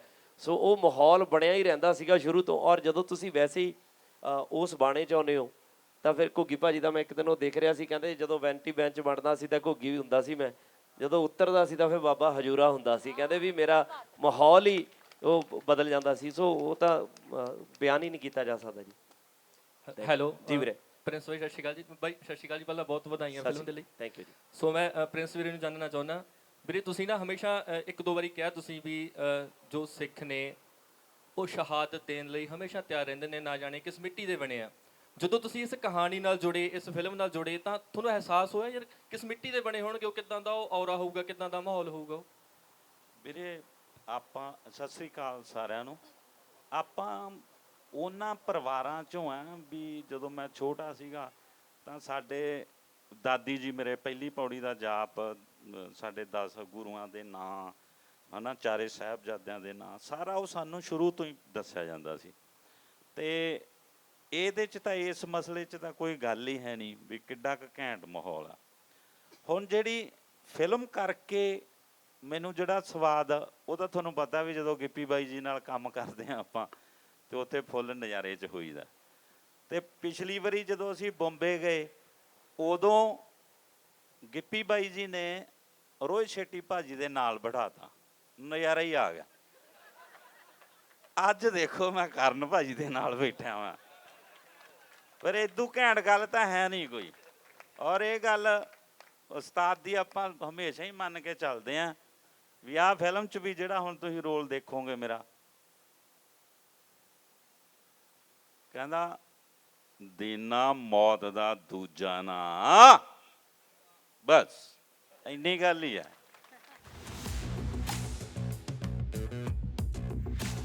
ਭਾਜੀ ਹਰੇਕ ਚੀਜ਼ ਲਈ ਇੰਪੋਰਟੈਂਟ ਆ। ਜਦੋਂ ਆਪਾਂ ਨੂੰ ਕਹਿੰਦੇ ਆ ਕਿ ਪੜ੍ਹਿਆ ਕਰੋ, ਉਹੀ ਆ ਵੀ ਜਿੰਨਾ ਕੁ ਆਪਾਂ ਪੜ੍ਹਦੇ ਹਾਂ ਉਨੇ ਕੁ ਨੰਬਰ ਆ ਜਾਂਦੇ ਆ। ਤੁਸੀਂ ਤਰੀਕੇ ਨਾਲ ਪੜ੍ਹੋਗੇ, ਬਰੀਕੀਆਂ ਨਾਲ ਪੜ੍ਹੋਗੇ ਤਾਂ ਫੁੱਲ ਬਟਾ ਫੁੱਲ ਆ ਜਾਣਗੇ। ਅਤੇ ਆਪਾਂ ਪੜ੍ਹਦੇ ਹੀ 33 ਕੁ ਜਿੰਨਾ ਸੀਗੇ, ਉਨੇ ਕੁ ਆ ਜਾਂਦੇ ਸੀਗੇ। ਸੋ ਹੁਣ ਜੇ ਫਿਲਮ ਇੱਕ ਰਾਈਟ ਬਣਾਉਣੀ ਆ ਤਾਂ ਉਹਨੂੰ ਰਾਈਟ ਬਣਾਉਣ ਦੇ ਲਈ ਉਹਦੇ ਹਰ ਡਿਪਾਰਟਮੈਂਟ ਨੂੰ ਆਪਾਂ ਨੂੰ ਪ੍ਰੋਪਰ ਕਰਨਾ ਪਊਗਾ। ਸੋ ਫਿਰ ਇਸ ਤਰ੍ਹਾਂ ਦੀ ਜਿਹੜੀ ਫਿਲਮ ਹੈ ਇਹਦੇ ਲਈ ਬਹੁਤ ਜ਼ਿਆਦਾ ਇੰਪੋਰਟੈਂਟ ਹੋ ਜਾਂਦਾ, ਕਿਉਂਕਿ ਇਸ ਫਿਲਮ ਦੇ ਵਿੱਚ ਜਿਵੇਂ ਤੁਸੀਂ BGM ਦੀ ਗੱਲ ਕੀਤੀ ਆ, ਉਹ ਬਹੁਤ ਅਹਿਮ ਪਾਰਟ ਨਿਭਾਉਂਦੇ ਨੇ, ਹੈ ਨਾ। ਅਤੇ ਮਿਊਜ਼ਿਕ ਬਹੁਤ ਅਹਿਮ ਹੁੰਦਾ, ਕਿਉਂਕਿ ਜਦੋਂ ਕਾਮੇਡੀ ਬਣਾਉਂਦੇ ਆ ਉਹਦੇ 'ਚ ਕਿਸੇ ਤਰ੍ਹਾਂ ਦੇ ਵੀ ਗਾਣੇ ਚੱਲ ਪੈਂਦੇ ਆ, ਮਿਊਜ਼ਿਕਲੀ ਵੀ ਉਹ ਨਿਕਲ ਜਾਂਦੀ ਹੈ, ਕਿਉਂਕਿ ਪੰਚਾਂ ਦੇ ਖੇਡਦੇ ਹੁੰਦੇ ਆ। ਇਹ ਉਹ ਚੀਜ਼ ਹੈ ਨਹੀਂ ਗੀ। ਸੋ ਇਮੋਸ਼ਨ, ਕਦੇ ਕੋਈ ਚੀਜ਼, ਕਦੇ ਕੋਈ ਚੀਜ਼, ਉਹ ਹਰ ਚੀਜ਼ ਦਾ ਬਹੁਤ ਧਿਆਨ ਰੱਖਣਾ ਪੈਂਦਾ। ਔਰ ਮੈਨੂੰ ਇਹੀ ਇੱਕ ਵਜ੍ਹਾ, ਕਿਉਂਕਿ ਮੈਂ ਜਦੋਂ ਤੁਹਾਨੂੰ ਦੱਸ ਰਿਹਾ ਸੀ ਮੈਂ ਪ੍ਰਮੋਸ਼ਨ 'ਤੇ ਆ ਵੀ ਨਹੀਂ ਸਕਿਆ ਪਿਛਲੇ 3 ਮਹੀਨਿਆਂ ਤੋਂ, ਜਦੋਂ ਦੀ 4 ਮਹੀਨੇ ਤੋਂ ਸ਼ੂਟਿੰਗ ਖਤਮ ਹੋਈ ਆ, ਮੈਂ ਉਦੋਂ ਦਾ ਬੰਬਈ ਹੀ ਹਾਂ। ਇੱਥੇ ਆਉਣਾ, ਮੈਂ ਇੱਥੇ ਡਬਿੰਗ ਆਉਂਦੀ, ਅੱਧਾ ਕੰਮ ਇੱਥੇ ਚੱਲ ਰਿਹਾ, ਅੱਧਾ ਉੱਥੇ ਚੱਲ ਰਿਹਾ। ਸੋ ਬਸ ਅਪ ਡਾਊਨ ਉਹਦੇ 'ਚ ਹੀ ਰਹੇ ਹਾਂ। ਅਤੇ ਹੁਣ ਵੀ ਜਦੋਂ ਐਨ ਸੈਂਸਰ ਮਿਲ ਗਿਆ, ਆਪਾਂ ਉਦੋਂ ਆਏ ਹਾਂ। ਸਨੀ ਜੀ ਕਹਿੰਦੇ ਵਾਈਟ ਹਿੱਲ ਵਾਲੇ ਮੈਨੂੰ ਕਹਿੰਦੇ ਆਇਓ ਨਾ ਭਾਜੀ ਜਿੰਨਾ ਚਿਰ ਸੈਂਸਰ ਨਹੀਂ ਮਿਲਦਾ ਹੈਗਾ। ਸੋ ਸੈਂਸਰ ਲੈ ਕੇ ਆਏ ਹਾਂ ਆਪਾਂ ਹੁਣ। ਗ੍ਰੇਟ। ਮੇਰਾ ਇੱਕ ਸਵਾਲ ਹੋ ਰਿਹਾ ਹੈ ਨਿਮਰਤ ਜੀ ਨੂੰ, ਪਲੀਜ਼। ਸਤਿ ਸ਼੍ਰੀ ਅਕਾਲ ਨਿਮਰਤ। ਸਤਿ ਸ਼੍ਰੀ ਅਕਾਲ ਜੀ, ਤੇ ਸਾਰੇ ਮੀਡੀਆ ਨੂੰ ਜੀ ਆਇਆਂ ਨੂੰ। ਤੇ ਬਹੁਤ ਬਹੁਤ ਧੰਨਵਾਦ ਹਮੇਸ਼ਾ ਇੰਨਾ ਸਪੋਰਟ ਕਰਨ ਲਈ। ਹਾਂਜੀ ਜੀ। ਨਿਮਰਤ, ਮੇਰਾ ਸਵਾਲ ਇਹ ਹੈ ਕਿ ਫਿਲਮ ਜਿੱਦਾਂ ਦੀ ਹੈਗੀ ਹੈ ਇੱਕ ਬਹੁਤ ਵੱਡੀ ਜ਼ਿੰਮੇਵਾਰੀ ਹੈ, ਬਿਕੋਜ਼ ਹਿਸਟੋਰਿਕ ਹੈ ਨਾ, ਜਦੋਂ ਕੋਈ ਸਬਜੈਕਟ ਕਿਸੇ ਵੀ ਇਨਸਾਨ ਦੀ ਜ਼ਿੰਦਗੀ 'ਚ ਆਉਂਦਾ ਤਾਂ ਨਿਭਾਉਣ ਤੇ ਇੱਕ ਆਮ ਫਿਲਮ ਦੇ ਨਾਲੋਂ ਹਿਸਟੋਰਿਕ ਸਬਜੈਕਟ ਬਹੁਤ ਟਫ ਹੁੰਦਾ ਹੈ। ਤਾਂ ਬੀਇੰਗ ਐਨ ਆਰਟਿਸਟ ਕਿਹੜੀਆਂ ਚੀਜ਼ਾਂ ਤੁਸੀਂ ਦੇਖੀਆਂ ਜਾਂ ਕਿਵੇਂ ਦਾ ਐਕਸਪੀਰੀਅੰਸ ਤੁਹਾਡਾ ਇਸ ਫਿਲਮ ਦੇ ਦੌਰਾਨ ਰਿਹਾ, ਪੂਰੀ ਟੀਮ ਦੇ ਨਾਲ? ਕਾਸਟ ਵੱਡੀ ਹੋਵੇ, ਜ਼ਿੰਮੇਵਾਰੀ ਹੋਰ ਵੱਧ ਜਾਂਦੀ ਹੈ ਸਬਜੈਕਟ ਦੇ ਨਾਲ। ਜੀ ਮੇਰਾ ਬਹੁਤ ਵਧੀਆ ਅਨੁਭਵ ਰਿਹਾ, ਕਿਉਂਕਿ ਸਾਰੇ ਕਲਾਕਾਰ ਜਿਹੜੇ ਨੇ ਬਹੁਤ ਵੱਡੇ ਕਲਾਕਾਰ ਨੇ, ਔਰ ਇਹ ਕਹਾਣੀ ਔਰ ਜੋ ਮੈਂ ਕਿਰਦਾਰ ਨਿਭਾਇਆ ਹੈ ਇਹ ਆਪਣੇ ਆਪ ਦੇ ਵਿੱਚ ਇੱਕ ਸਕੂਲਿੰਗ ਰਹੀ ਆ ਮੇਰੇ ਲਈ। ਕਿਉਂਕਿ ਇਸ ਕਿਰਦਾਰ ਨੂੰ, ਮੇਰੇ ਕਿਰਦਾਰ ਦਾ ਨਾਮ ਸਹਿਜ ਕੌਰ ਆ, ਉਹਨੂੰ ਤੁਸੀਂ ਉੱਚੀ ਤੋਂ ਉੱਚੀ ਤੇ ਕਠਿਨ ਤੋਂ ਕਠਿਨ ਜ਼ਿੰਮੇਵਾਰੀ ਨਿਭਾਉਂਦਿਆਂ ਵੇਖਦੇ ਹੋ। ਉਹਨੂੰ ਮਾਂ ਤੇ ਪਤਨੀ ਦੀ ਜਦੋਂ ਜ਼ਿੰਮੇਵਾਰੀ ਨਿਭਾਉਂਦੀ ਆ ਉਹ ਵੀ ਬਹੁਤ ਬਖੂਬੀ ਢੰਗ ਨਾਲ ਨਿਭਾਉਂਦੀ ਆ, ਤੇ ਇੱਕ ਯੋਧਾ ਹੋਣ ਦੀ ਕੀ ਜ਼ਿੰਮੇਵਾਰੀ ਹੁੰਦੀ ਆ ਉਹ ਵੀ ਉਹਨੂੰ ਪਤਾ ਆ। ਔਰ ਜਦੋਂ ਤੁਸੀਂ ਉਹਨੂੰ ਘਰੇਲੂ ਜ਼ਿੰਮੇਵਾਰੀਆਂ ਨਿਭਾਉਂਦੇ ਦੇਖਦੇ ਹੋ ਤੇ ਸਬਰ, ਸੰਤੋਖ, ਸਹਿਨਸ਼ੀਲਤਾ, ਧੀਰਜ, ਇਹਨਾਂ ਸਭ ਗੁਣਾਂ ਦੇ ਨਾਲ ਉਹ ਭਰੀ ਹੈ। ਤੇ ਜਦੋਂ ਤੁਸੀਂ ਉਹਨੂੰ ਮੈਦਾਨੇ ਜੰਗ ਵਿੱਚ ਦੇਖਦੇ ਹੋ, ਉਹਦੇ ਹੱਥ 'ਚ ਸ਼ਮਸ਼ੀਰ ਆਉਂਦੀ ਹੈ ਤੇ ਉਹ ਬਹੁਤ ਹੀ ਬਹਾਦਰ ਤੇ ਸਿੰਘਾਂ ਦੇ ਨਾਲ ਮੋਢਾ ਜੋੜ ਕੇ ਵੈਰੀਆਂ ਨੂੰ ਲਲਕਾਰਦੀ ਹੈ। ਤੇ ਕੁਝ ਚੈਲੰਜਸ ਸੀਗੇ ਕਿਉਂਕਿ ਹਿਸਟੋਰੀਕਲੀ ਫਿਕਸ਼ਨਲ ਫਿਲਮ ਆ ਔਰ ਇੱਕ ਦਾਇਰੇ ਦੇ ਵਿੱਚ ਰਹਿ ਕੇ ਤੁਸੀਂ ਪਰਫਾਰਮ ਕਰਨਾ ਹੁੰਦਾ ਹੈ। ਔਰ ਇਸ ਕਿਰਦਾਰ ਲਈ ਮੈਨੂੰ ਤਲਵਾਰਬਾਜ਼ੀ ਸਿੱਖਣੀ ਸੀ ਮੈਂ, ਔਰ ਘੋੜਸਵਾਰੀ ਸਿੱਖਣੀ ਸੀ। ਉਹ ਮੇਰੇ ਲਈ ਬਹੁਤ ਹੀ ਨਵੀਂ ਸੀ ਔਰ ਸ਼ੁਰੂਆਤੀ ਦਿਨਾਂ ਦੇ ਵਿੱਚ ਬਹੁਤ ਮੁਸ਼ਕਿਲ ਵੀ ਸੀ ਕਿਉਂਕਿ ਤਲਵਾਰਾਂ ਬਹੁਤ ਹੀ ਭਾਰੀਆਂ ਸੀ।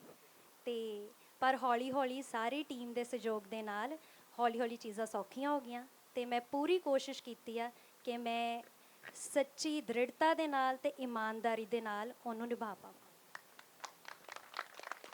ਜੀ ਸਰ, ਤੁਸੀਂ ਕਿਹਾ ਸੀ ਕਿ ਮੈਂ ਕਦੇ ਕੋਈ ਵੀ ਕਿਰਦਾਰ ਕਰਦਾ ਨਾ ਤਾਂ ਬਹੁਤ ਰਿਸਰਚ ਕਰਦਾ। ਸੋ ਜਦੋਂ ਤੁਸੀਂ ਇਹ ਕਿਰਦਾਰ ਕਰਨਾ ਸੀ ਤਾਂ ਤੁਸੀਂ ਕਿੰਨੀ ਕੁ ਰਿਸਰਚ ਕੀਤੀ ਸੀ ਇਹਦੇ ਲਈ? आप सभी को नमस्कार। मैंने कहा था कभी कभी कुछ किरदार ऐसे होते हैं जिनके लिए रिसर्च करना पड़ता है, कुछ किरदार ऐसे भी होते हैं जिनके लिए हम सोचते ही नहीं, जैसा हमारा डायरेक्टर कहता है हम वैसे कर लेते हैं। जैसे गिप्पी पाजी ने कहा कि ये कहानी हिस्ट्री में बेस्ड है लेकिन फिक्शनल है, ऐसे ही मेरा किरदार जंगी जहाना का फिक्शनल किरदार है। तो उसको रूप देने के लिए अपनी ओर से जो थोड़ा बहुत मैंने पढ़ा था उस समय के बारे में मैंने अपनी तरफ से जोड़ा। बाकी सच कहूँ तो जैसे गिप्पी पाजी ने बताया वैसे करता चला गया। एक तरह से जंगी भी गिप्पी पाजी हैं, उन्होंने बहुत कुछ दिया है जंगी को। और आई थिंक ये मेरी खुशनसीबी रही है कि मेरे डायरेक्टर इतने अच्छे थे कि उस किरदार को निभाना बहुत आसान हो गया। हालांकि हमारी शूट सर्दियों में थी, अधिकतर शूट रातों को थी, लेकिन उसको निभाना बहुत इजी हो गया। और क्योंकि उनका विजन इतना क्लियर था फिल्म को लेकर, किरदार को लेकर, तो एज अ कलाकार एक एक्टर की ओर से एक एक्टर की तौर पर बहुत इजी हो जाता है उसको निभाना। ਜੀ ਥੈਂਕ ਯੂ ਸਰ। ਗਿੱਪੀ ਜੀ, ਇੱਕ ਸਵਾਲ ਹੋਰ ਹੈ। ਜਦੋਂ ਵਿਲਨ ਹੁੰਦਾ ਨਾ ਉਹ ਟੱਕਰ ਦਾ ਹੋਣਾ ਚਾਹੀਦਾ, ਤੁਸੀਂ ਕਿੱਦਾਂ ਡਿਸਾਈਡ ਕੀਤਾ ਕਿ ਨਿਕਿਤਨ ਜੀ ਥੋੜੀ ਟੱਕਰ ਦੇ ਹੋਣੇ ਚਾਹੀਦੇ ਨੇ? ਨਹੀਂ, ਮੇਰੀ ਟੱਕਰ ਤੋਂ ਤਾਂ ਵੱਡੇ ਨੇ ਜੀ ਉਹ ਬਹੁਤ। ਦੇਖੋ ਤਾਂ ਸਹੀ, ਦੋ ਬੰਦਿਆਂ ਜਿਹੜਾ ਬੰਦਾ ਉਹ ਇੱਕ। ਦੇਖੋ ਮੈਨੂੰ ਇਦਾਂ ਲੱਗਦਾ ਕਿ ਜੀ ਮੋਸਟਲੀ ਹਰ ਬੰਦੇ ਦਾ ਆਪਣਾ ਆਪਣਾ ਸਟਾਈਲ ਹੁੰਦਾ ਵਾ। ਮੈਨੂੰ ਕਈ ਬੰਦੇ ਕਹਿ ਵੀ ਦਿੰਦੇ ਨੇ ਇੱਦਾਂ, ਕਈ ਲੋਕੀ ਕਹਿ ਦਿੰਦੇ ਆ, ਕਹਿੰਦੇ ਕਿ ਯਾਰ ਤੁਸੀਂ ਜਦੋਂ ਕਈ ਫਿਲਮਾਂ ਬਣਾਉਂਦੇ ਨੇ ਹੀਰੋ ਦੂਜੇ ਦਾ ਸੀਨ ਕੱਟ ਦਿੰਦੇ ਆ, ਫਲਾਣੀ ਚੀਜ਼ ਉਹ ਕਰ ਦਿੰਦੇ ਆ। ਘੁੱਗੀ ਭਾਜੀ ਇਸ ਚੀਜ਼ ਦੇ ਗਵਾਹ ਨੇ। ਜਦੋਂ ਕੈਰੀ ਔਨ ਜੱਟਾ ਵਰਗੀਆਂ ਫਿਲਮਾਂ ਬਣੀਆਂ ਨੇ ਮੈਂ ਹੀ ਪ੍ਰੋਡਿਊਸ ਕੀਤੀਆਂ ਸੀ ਤੇ ਮੈਂ ਠੀਕ ਠਾਕ ਸਮਝਦਾਰ ਵੀ ਸੀ। ਮੈਨੂੰ ਪਤਾ ਸੀ ਕਿ ਉਹਨਾਂ 'ਚ ਮੇਰਾ ਰੋਲ ਫਸਿਆ ਹੋਇਆ ਵਾ, ਪਰ ਮੈਨੂੰ ਐਂ ਲੱਗਿਆ ਕਿ ਯਾਰ ਫਿਲਮ ਲਈ ਜਸਟੀਫਿਕੇਸ਼ਨ ਇਹੀ ਹੈ ਕਿ ਇਹ ਫਿਲਮ ਇੱਦਾਂ ਹੀ ਬਣੇ। ਸੋ ਇਸ ਫਿਲਮ ਦੀ ਰਿਕੁਆਇਰਮੈਂਟ ਇਹ ਸੀ ਕਿ ਜਿਹੜਾ ਅੱਗੇ ਵਿਲਨ ਹੈ ਉਹ ਬਹੁਤ ਸਟਰੋਂਗ ਤੇ ਤਕੜਾ ਤੇ ਵੱਡਾ ਹੋਣਾ ਚਾਹੀਦਾ, ਅਦਰਵਾਈਜ਼ ਤਾਂ ਲੜਨ ਦਾ, ਉਹ ਫਿਲਮ ਦੇਖਣ ਦਾ ਵੀ ਕੋਈ ਉਹ ਨਹੀਂ ਗਾ। ਸੋ ਉਸ ਦੇ ਲਈ ਜੋ ਰਿਕੁਆਇਰਮੈਂਟ ਸੀ, ਜਿੱਦਾਂ ਦਾ ਸਾਨੂੰ ਬੰਦਾ ਚਾਹੀਦਾ ਸੀ, ਅਸੀਂ ਉਹੀ ਔਰਾ ਉਸੇ ਤਰੀਕੇ ਦਾ ਬੰਦਾ ਇੱਕ ਕ੍ਰੀਏਟ ਕੀਤਾ ਜੀ। ਜਦੋਂ ਅਕਾਲ ਫਿਲਮ ਝੋਲੀ ਪਈ ਸੀਗੀ, ਫਾਦਰ ਸਾਹਿਬ ਕਿੰਨੇ ਕੁ ਖੁਸ਼ ਹੋਏ ਸੀਗੇ ਉਹ ਮੈਂ ਜਾਣਨਾ ਚਾਹੁੰਦਾ ਹਾਂ। ਔਰ ਨਾਲ ਹੀ ਕਰਨ ਸਰ ਨੇ ਸਾਡੇ ਲਈ ਮਤਲਬ ਖੁਸ਼ੀ ਦੀ ਗੱਲ ਹੈ ਕਿ ਬਾਹੂਬਲੀ ਦੇ ਨਾਲ ਨਾਮ ਜੋੜਤਾ, ਤੇ ਤੁਸੀਂ ਉਹ ਤਿਆਰ ਹੋ ਜੀ? ਫਿਰ ਮਤਲਬ ਮੀਮ ਬਣੇ ਸੀਗੇ ਉਸ ਫਿਲਮ ਲਈ, ਤੇ ਤੁਹਾਡੇ ਬਾਰੇ ਵੀ ਬਹੁਤ ਸਾਰੀਆਂ ਗੱਲਾਂ ਹੋਣਗੀਆਂ ਰਿਲੀਜ਼ਿੰਗ ਤੋਂ ਬਾਅਦ। सबसे पहले तो करण के साथ मेरा बहुत इमोशनल एक रिलेशनशिप रहा है। कई बार मेरे करियर में बहुत से अप्स एंड डाउन्स आए हैं और हमारी इंडस्ट्री ऐसी है कि आप सबसे बात नहीं कर पाते, लेकिन ये इतने बिजी होते हुए भी इन्होंने मुझे समय दिया था और वो चीज़ मैं कभी भूलूंगा नहीं। उन्होंने मुझे गाइड किया था कुछ चीज़ों को लेकर और उसके बाद हमने शेरशाह की और मुझे याद है शेरशाह के दरमियान भी कई बार मैंने कॉल करता और हमारी बात होती। आज तक कभी ऐसा नहीं हुआ कि करण मेरे लिए अनअप्रोचेबल रहे हैं, तो इसके लिए मैं बहुत बहुत थैंकफुल हूँ क्योंकि ऐसा होता नहीं है। तो आज जब मुझे पता चला गिप्पी पाजी से कि करण जुड़ रहे हैं अकाल के साथ, तो मैं बहुत खुश था और कहीं ना कहीं ये कॉन्फिडेंस भी था क्योंकि मैं इस फिल्म का हिस्सा हूँ कि करण विल बी प्राउड ऑफ अकाल, क्योंकि ऐसी रोज़ बनती नहीं। और जहाँ तक मेरे फादर का सवाल है, 80s और 90s में उन्होंने काफ़ी फिल्में की थी, जिद जट्टा दे, ठाकरे जट्टा दे, और तब से अब तक पंजाबी सिनेमा बहुत चेंज हुआ है। उन्होंने गिप्पी पाजी के साथ भी एक फ़िल्म की है, तो इस फिल्म का ऑफ़र भी उन्हीं के थ्रू आया था क्योंकि पाजी के पास मेरा नंबर नहीं था। तो और सबसे ज़्यादा उन्हीं ने जोर डाला था इस बात पे कि सोचो मत, गिप्पी की फिल्में करो। तो मुझे याद है हमारी बात 2 मिनट के लिए हुई थी ओवर अ जूम कॉल और ये तय हो गया था कि मैं ये फिल्म कर रहा हूँ। तो हाँ, ये जर्नी बहुत इमोशनल रही है हम सभी के लिए क्योंकि जिस तरह की फिल्में हम बॉम्बे में करते हैं वो बहुत अलग होती हैं। यहाँ पर जो फिल्में मट्टी से जुड़ी होती है बहुत अच्छी तरह से, तो एक इमोशनल एक्सपीरियंस है वो शो। ਕਿਤੇ ਕੌਰ ਲੱਗ ਜਾਏ ਤੇ ਕਿੰਤੂ ਪਰੰਤੂ ਨਹੀਂ ਹੁੰਦਾ। ਸੋ ਮੈਂ ਜਾਣਨਾ ਚਾਹੁੰਦੀ ਹਾਂ ਕਿ ਇਹ ਕਿਰਦਾਰ, ਇਹ ਬਾਣਾ, ਇਹ ਲਿਬਾਸ ਪਾ ਕੇ ਜਦੋਂ ਕਿਰਦਾਰ ਚ ਆਉਂਦੇ ਸੀ ਤੇ ਖੁਦ ਦੀ ਔਰਤ ਦੇ ਨਾਲ ਕੀ ਗੱਲ ਕਰਦੇ ਸੀ, ਕਿਉਂਕਿ ਮੈਨੂੰ ਲੱਗਦਾ ਜੰਗੇ ਮੈਦਾਨ 'ਚ ਔਰਤ ਵੀ ਜਿੱਤ ਹਾਸਲ ਕਰਨ ਦਾ ਪੂਰਾ ਤਾਕਤ ਰੱਖਦੀ ਹੈ ਤੇ ਤੁਸੀਂ ਆਪਣੇ ਕਿਰਦਾਰ ਤੋਂ ਪੂਰੀ ਦੁਨੀਆ ਦੀ ਔਰਤ ਵਰਗ ਨੂੰ ਇਹ ਮੈਸੇਜ ਦੇ ਰਹੇ ਹੋ। ਜੀ ਅਸੀਂ ਸਿੱਖ ਇਤਿਹਾਸ ਦੇ ਵਿੱਚ ਦੇਖਦੇ ਆਏ ਹਾਂ ਕਿ ਬਹੁਤ ਸਾਰੀਆਂ ਬੀਬੀਆਂ ਹੋਈਆਂ ਨੇ ਜੋ ਬੇਹੱਦ ਬੇਖੌਫ ਬਹਾਦਰ ਬੀਬੀਆਂ, ਔਰ ਸਾਡੇ ਧਰਮ ਸਿੱਖ ਧਰਮ ਦੀ ਖਾਸੀਅਤ ਇਹ ਹੈ ਕਿ ਔਰਤ ਤੇ ਮਰਦ ਨੂੰ ਬਰਾਬਰਤਾ ਦਾ ਦਰਜਾ ਦਿੱਤਾ ਆ।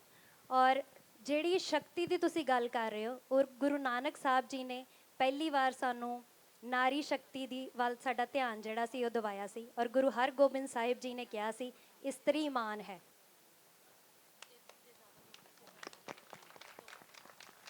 ਸੋ ਸਾਡੇ ਗੁਰੂ ਸਾਹਿਬਾਨਾਂ ਨੇ ਜਿਵੇਂ ਕਿਹਾ ਕਿ ਉਹ ਸੰਤ ਸਿਪਾਹੀ ਵੀ ਹਨ, ਕਰਮ ਯੋਗੀ ਵੀ ਹੈ, ਰਾਜ ਯੋਗੀ ਵੀ ਹੈ। ਸੋ ਅਸੀਂ ਜਦੋਂ ਕਹਾਣੀ ਨੂੰ ਡਿਸਕਸ ਕੀਤਾ ਸਰ ਦੇ ਨਾਲ ਉਦੋਂ ਹੀ ਅਸੀਂ ਇਸ ਕਿਰਦਾਰ ਨੂੰ ਪਰੋਇਆ। ਮੈਂ ਕਹਾਣੀ ਨੂੰ ਬਾਰ-ਬਾਰ ਪੜ੍ਹਿਆ ਤਾਂ ਕਿ ਮੈਂ ਸਹਿਜ ਕੌਰ ਦੇ ਕਿਰਦਾਰ ਨੂੰ ਵੱਧ ਤੋਂ ਵੱਧ ਮਹਿਸੂਸ ਕਰ ਸਕਾਂ, ਕਿਉਂਕਿ ਮੈਨੂੰ ਲੱਗਦਾ ਜਦੋਂ ਤੁਸੀਂ ਸੱਚੀ ਭਾਵਨਾ ਰੱਖ ਕੇ ਕੋਈ ਵੀ ਕਿਰਦਾਰ ਕਰਦੇ ਹੋ ਔਰ ਉਹ ਜਿਹੜੀ ਸੱਚਾਈ ਆ ਉਹ ਸਕਰੀਨ 'ਤੇ ਸਾਹਮਣੇ ਵਾਲੇ ਨੂੰ ਵੀ ਇਮੋਸ਼ਨਲ ਲੈਵਲ 'ਤੇ ਉਹ ਫੀਲ ਹੁੰਦੀ ਹੈ। ਔਰ ਹਰ ਚੀਜ਼ ਨੂੰ ਬਹੁਤ ਡਿਟੇਲਿੰਗ ਦੇ ਨਾਲ ਕੀਤਾ ਗਿਆ ਆ ਸਰ ਹੁਣਾਂ ਵੱਲੋਂ। ਫਿਲਮ ਆਲਰੇਡੀ ਇੰਨੀ ਵੈਲ ਰਿਟਨ ਸੀਗੀ, ਮੇਰਾ ਕਿਰਦਾਰ ਇੰਨਾ ਵੈਲ ਰਿਟਨ ਸੀਗਾ ਕਿ ਅੱਧੀਆਂ ਚੀਜ਼ਾਂ ਉੱਥੇ ਹੀ ਸੁਖਾਲੀਆਂ ਹੋ ਗਈਆਂ। ਔਰ ਮੈਂ ਬਹੁਤ ਧੰਨਵਾਦ ਕਰਦੀ ਹਾਂ ਗਿੱਪੀ ਸਰ ਹੁਣਾਂ ਦਾ ਕਿ ਉਹਨਾਂ ਨੇ ਇੰਨਾ ਸਟਰੋਂਗ ਦਲੇਰ ਔਰਤ ਦਾ ਜਿਹੜਾ ਕਿਰਦਾਰ ਆ ਉਹ ਲਿਖਿਆ ਤੇ ਮੈਨੂੰ ਇਸ ਫਿਲਮ ਦਾ ਹਿੱਸਾ ਬਣਾਇਆ। ਤੇ ਤੁਹਾਨੂੰ ਅਸੀਂ ਪੰਜਾਬ ਦੇ ਵਿੱਚ ਜੀ ਆਇਆਂ ਨੂੰ ਵੀ ਕਹਿੰਦੇ ਆ ਜੀ, ਸੱਚੀ ਮੁੱਚੀ ਦਿਲੀ ਤੌਰ ਤੇ ਜੀ ਆਇਆਂ ਨੂੰ ਕਹਿੰਦੇ ਆ। ਉਹ ਬਾਬਾ ਹੱਕ ਜਦੋਂ ਮੈਂ ਜੀਣ ਦਾ ਮੰਗਾ ਤਾਂ ਪੱਥਰ ਮਾਰੇ ਜਾਂਦੇ ਨੇ, ਮਰ ਜਾਵਾਂ ਤਾਂ ਮੇਰੇ ਉੱਤੇ ਫੁੱਲ ਖਿਲਾਰੇ ਜਾਂਦੇ ਨੇ, ਤੇਰੇ ਸਿਰ ਦੇ ਉੱਤੋਂ ਸਾਡੇ ਸਿਰ ਕਿਉਂ ਵਾਰੇ ਜਾਂਦੇ ਨੇ। ਜਾਗਦੇ ਸਿਰਾਂ ਵਾਲੇ ਲੋਕਾਂ ਨੂੰ ਵੀ ਬਹੁਤ ਆ ਤੇ ਇਹ ਪਿਆਰ ਕਰਨ ਵਾਲਿਆਂ ਨੂੰ, ਘੱਟ ਪਿਆਰ ਕਰਨ ਵਾਲਿਆਂ ਨੂੰ, ਬਿਲਕੁਲ ਨਾ ਪਿਆਰ ਕਰਨ ਵਾਲਿਆਂ ਨੂੰ, ਵਿਰੋਧੀਆਂ ਨੂੰ ਤੇ ਬੇਹੱਦ ਵਿਰੋਧੀਆਂ ਨੂੰ ਬਹੁਤ ਕੁਝ ਦੇ ਕੇ ਕੁਝ ਦੇਊਗੀ ਇਹ ਧਰਤੀ। ਇਹ ਪੰਜਾਬ, ਇਹ ਪੰਜਾਬੀ ਸਿਨੇਮਾ, ਇਹ ਹੰਬਲ ਮੋਸ਼ਨ ਪਿਕਚਰ। ਉਹ ਮੇਰੀ ਨਾ ਮਾਤਾ ਦੀਆਂ ਗੱਲਾਂ ਮੇਰੇ ਕੰਨਾਂ ਦੇ ਵਿੱਚ ਨਾ ਕੰਨਬਲੇਲ ਪੈਂਦੀ ਰਹੀ। मैं अपनी माँ की बात सोचता हूँ, वो बोलते थे कि धर्म नाल सवरने दे पापा मैं ऐदा नहीं कहनी तैनूं। ਜਦੋਂ ਨਾ ਤੁਸੀਂ ਗਾਣਾ ਚੱਲਿਆ ਜੀ, ਕਣ ਕਣ ਵਿੱਚ ਰੱਬ ਵਸਦਾ ਹੈ, ਹਾਂਜੀ ਹਾਂਜੀ, ਤੇ ਜਦੋਂ ਤੁਹਾਡਾ ਪੁੱਤ ਮੂਹਰੇ ਆਇਆ ਹਾਂਜੀ, ਤੇ ਮੈਂ ਟੇਢਾ ਜਿਹਾ ਹੋ ਕੇ ਦੇਖਿਆ ਤਾਂ ਤੁਹਾਡੀ ਅੱਖ ਦੇ ਵਿੱਚੋਂ ਪਾਣੀ ਨੱਚਿਆ। ਜੀ ਜੀ। ਤੇ ਮੈਂ ਉਹੀ ਸਵਾਲ ਕੀਤਾ ਜੀ। ਐਕਚੁਅਲੀ ਕੀ ਹੈ ਜੀ, ਦੇਖੋ ਮੈਨੂੰ ਸ਼ੁਰੂ 'ਚ ਤਾਂ ਬਹੁਤ ਡਰ ਲੱਗਦਾ ਸੀਗਾ ਇਸ ਚੀਜ਼ ਲਈ, ਕਿਉਂਕਿ ਉਹਨੇ ਜਦੋਂ ਪਹਿਲੀ ਫਿਲਮ ਕੀਤੀ ਸੀਗੀ ਉਦੋਂ ਤਾਂ ਉਹ ਇਸ ਚੱਕਰ 'ਚ ਆ ਗਿਆ ਸੀ ਵੀ ਸਾਡੇ ਕੋਲ ਕੋਈ ਹੋਰ ਜਵਾਕ ਨਹੀਂ ਸੀਗਾ ਤੇ ਮੈਨੂੰ ਬਹੁਤ ਡਰ ਸੀ। ਘੁੱਗੀ ਭਾਜੀ ਨੇ ਮੈਨੂੰ 3-4 ਵਾਰੀ ਕਿਹਾ, ਕਹਿੰਦੇ ਬਹੁਤ ਹੀ ਵਧੀਆ ਕੰਮ ਕਰਦਾ, ਬਹੁਤ ਹੀ ਵਧੀਆ। ਹੁਣ ਮੈਨੂੰ ਐਂ ਲੱਗੀ ਜਾਵੇ ਵੀ ਯਾਰ ਵੀ ਆਪਣਾ ਬੱਚਾ ਵਾ, ਵੀ ਸ਼ਾਇਦ ਉਹਦੇ ਕਰਕੇ ਕਿਤੇ ਕੱਲ੍ਹ ਨੂੰ ਇਹ ਨਾ ਹੋਵੇ ਕਿਸੇ ਨੂੰ ਵਧੀਆ ਨਾ ਲੱਗੇ, ਤਾਂ ਬੜੀ ਉਹ ਅਜੀਬ ਚੀਜ਼ ਹੋ ਜਾਂਦੀ ਆ। ਬਟ ਹੁਣ ਲੋਕਾਂ ਨੇ ਪਿਆਰ ਦਿੱਤਾ, ਉਹਨੂੰ ਐਕਸੈਪਟ ਕੀਤਾ। ਇਸ ਰੋਲ ਲਈ ਤਾਂ ਉਹਨੇ ਤਿਆਰੀ ਵੀ ਬਹੁਤ ਕੀਤੀ ਸੀ। ਬਹੁਤ ਵਧੀਆ ਲੱਗਦਾ ਟੰਡਾ ਸਾਹਿਬ, ਮੈਨੂੰ ਲੱਗਦਾ ਇਸ ਤੋਂ ਵਧੀਆ ਕੁਝ ਨਹੀਂ ਹੋ ਸਕਦਾ ਹੈਗਾ। ਮੈਨੂੰ ਤਾਂ ਅੱਜ ਸਾਰਿਆਂ 'ਚੋਂ ਮੈਨੂੰ ਤੁਸੀਂ ਪੁੱਛੋ, ਮੈਨੂੰ ਤਾਂ ਉਹਦੀ ਪਰਫਾਰਮੈਂਸ ਜ਼ਿਆਦਾ ਵਧੀਆ ਲੱਗਦੀ ਹੈ। ਹਾਂਜੀ, शंकर जी ने मैंने पूछा भी सीगा, कहने कहीं ऐसे तो नहीं है कि ये घर से लिख के लेके आता है और यहाँ पे फटाक से 2 मिनट में बाहर जाके मेरे पे कहते प्रभाव जहा पा लेंदा। मैं क्या नहीं जी, घर से नहीं लिख के हाँ जी हैप्पी जी। नहीं पहला तो बड़ी वड्डी गल है जी मेरे लिए, मैं कह रहा कि पंजाब पंजाबी लिए बहुत वड्डी गल है कि एड्डी वड्डी स्टेज लगी है। करण सर पहुंचे ने, सर बहुत बहुत थैंक यू, तुसी इस फिल्म का पार्ट बने। मैं अपने आप को बड़ा ब्लैसड फील कर रहा इत्थे जी। तो ਇਹ ਤਾਂ ਬਹੁਤ ਮੇਰੀ ਜ਼ਿੰਦਗੀ ਦਾ ਅੱਜ ਤੱਕ ਦਾ ਬੈਸਟ ਹੈ। ਮੈਨੂੰ ਲੱਗਦਾ ਹਮੇਸ਼ਾ ਬੈਸਟ ਹੀ ਰਹਿਣਾ ਜੀ। ਗਿੱਪੀ ਬਾਈ ਨੇ ਜਦੋਂ ਨਰੇਸ਼ਨ ਦਿੱਤੀ ਸੀ ਨਾ, ਤੇ ਮੈਨੂੰ ਯਾਦ ਆ, ਮੈਂ ਕਿਹਾ ਸੀ, ਮੈਂ ਕਿਹਾ ਬਾਈ ਇਹ ਸਾਰੇ ਹੀ ਕਰਨੇ ਆ। ਮੈਂ ਕਈ ਵਾਰੀ ਹੁੰਦਾ ਨਾ ਕਿ ਇੱਕ ਅੱਧਾ ਗਾਣਾ ਕੋਈ ਹੋਰ ਕਰ ਦਿੰਦਾ, ਮੈਂ ਕਿਹਾ ਬਾਈ ਇਹ ਸਾਰੇ ਗਾਣੇ ਮੈਂ ਕਰਨੇ ਨੇ। ਤੇ ਪ੍ਰਮਾਤਮਾ ਦੀ ਦਇਆ ਹੋਈ ਜੀ, ਗਾਣੇ ਬਣ ਗਏ। ਮਤਲਬ ਮੈਨੂੰ ਤਾਂ ਲੱਗਦਾ ਹੁੰਦਾ ਕਿ ਮੈਂ ਤਾਂ ਲਿਖਦਾ ਹੀ ਨਹੀਂ, ਮਹਾਰਾਜ ਦੀ ਦਇਆ ਹੁੰਦੀ ਤੇ ਲਿਖਿਆ ਜਾਂਦਾ ਜੀ। ਹਾਂਜੀ, ਥੈਂਕ